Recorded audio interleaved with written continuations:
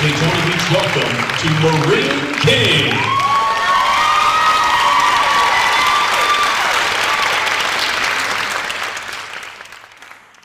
Well, like Ken said, my name is Lorene King. I want to take just a moment, though, to say what a privilege it is to be here tonight and to have you folks here. We do want to thank our leaders at the Daytona Chamber and our leaders at the Leadership Daytona Alumni Council for actually helping us have this opportunity tonight. And I want to say a little bit to you guys out in the audience. If you've never thought about participating in Elevate Daytona, you should. It is a wonderful personal growth opportunity, and let me just tell you, it's very humbling, but also very rewarding and one that I will not forget. So thank you for this opportunity. But we're here tonight to talk about the L word, right? What is that?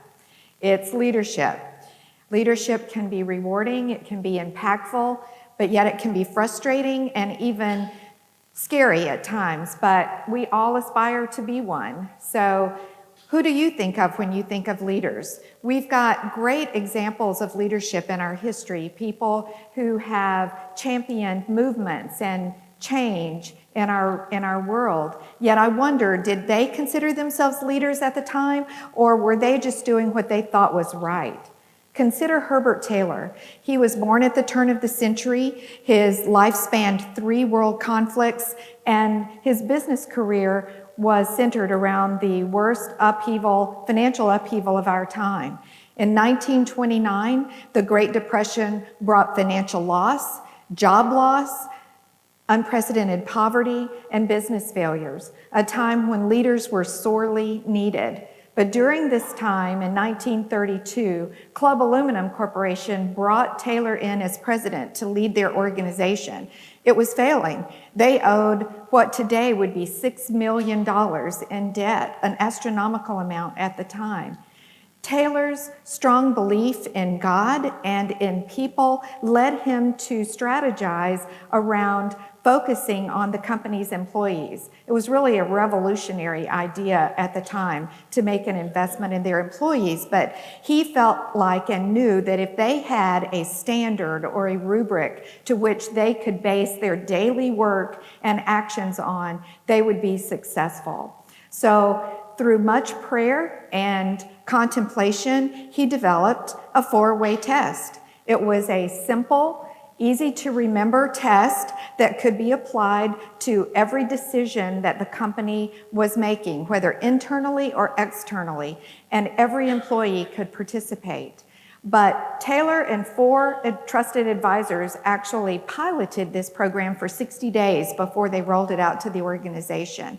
They wanted to tweak it and make sure that it worked, and they had some learnings that I wanted to share with you at this time. First, truth. First and foremost question, but hasn't mankind struggled with truth from the beginning of time? We still struggle with it today, but truth really must start with learning and knowing the facts. Fairness, is it justice? Is it equality? Maybe, maybe not, but the true standard of fairness is managed one person at a time, treating others the way that we want to be treated.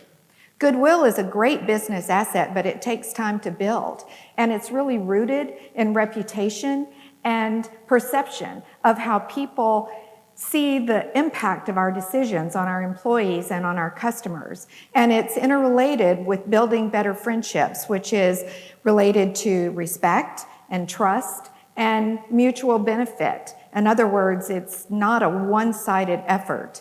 And finally, focusing on benefit to everyone, we have to change our self-focused mindset into a long-term strategy of a win-win for everyone, because that's where win-win is going to bring our success. So did it work? Well, within 5 years, Club Aluminum paid off its entire debt, and over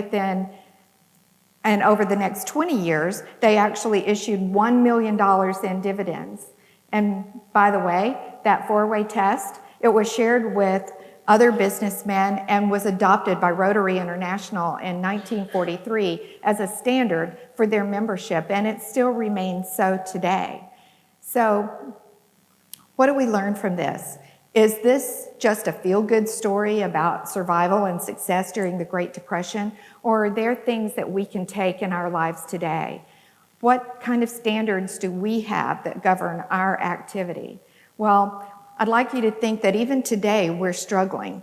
Our world, our lives, our society has seemed to have lost a sense of collaboration and compromise and even civility. So perhaps it's time that we returned to these eternal truths. So I'm here to challenge you to ask yourself, what standards is my behavior based on? And can I apply the standards of truth and fairness and goodwill and benefit to my actions? Because I think if we do, we'll learn what Taylor did, that not only will we become better employees and better coworkers, but we'll also become better parents, better community members, and yes, better leaders. Thank you.